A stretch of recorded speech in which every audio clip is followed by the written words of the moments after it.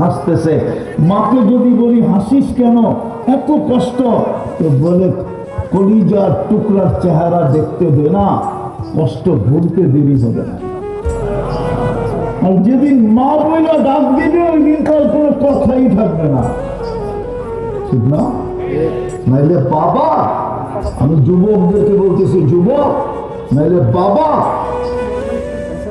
এই এলাকায় যারা অটো চালায়, অটো ডেলি 2-4 ডজন গালি খায়া বাড়িতে ফিরে, 2-4 ডজন, ঠিক না?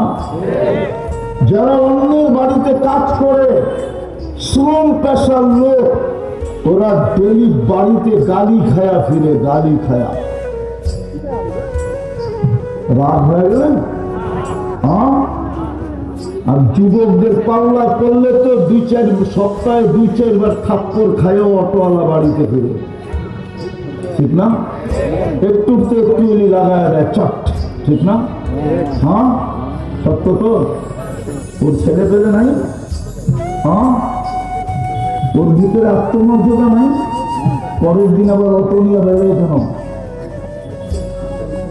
ও যখন সন্তানের চেহারা দেখে আর ঘরের দিকে যখন তাকায়, তো অতীতেরটা সব ভুলা যায়।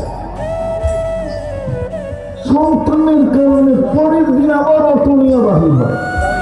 ওকে যদি কেউ বলে কালকে না দেখলাম তোকে থাপড়াইতেছে যারা পোলাপান, যুবক থাপ্পড় দিল, আজকে আবার অটো নিছিস কি করা, তোর দেখবি চোখ দিয়ে পানি, দেখবেন চোখ দিয়ে পানি চলে আসবে।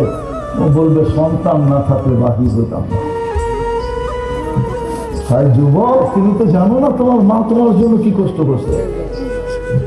তুমি তো জানো না তোমার বাপ তোমার জন্য ইজ্জতকে কতবার জবা করছে, জবা। শ্রম পেশার মানুষগুলা বিবি বাল বাচ্চার জন্য ডেলি ইজ্জত সম্মানকে কতবার জবা করে। আল্লাহ বলে আমি ভালোবাসার ঢেউ খেলা দিছি, ভালোবাসার ঢেউয়ের কারণে সব সয়া দিতেছে।